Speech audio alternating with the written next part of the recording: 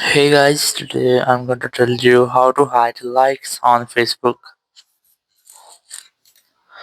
If you're using Facebook and you want to hide your likes or your Facebook posts, so let's see how can you do that. You have to simply open your Facebook app here. Just tap on the menu option in the bottom right corner. If you're using an Android phone, you will get the menu option here.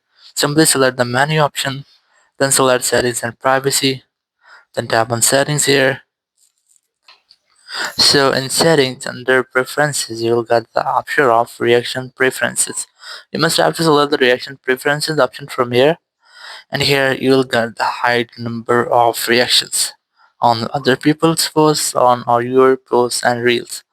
If you want to hide number of reaction or likes for your own posts, you must have to enable this toggle. Now once you have enabled this toggle, other people will not be able to see your post likes for your posts and reels. If you want to hide the likes or the reactions for other people's posts in your feed, you must have to enable the first one. But in this case, you have to enable the second to hide your likes on your Facebook.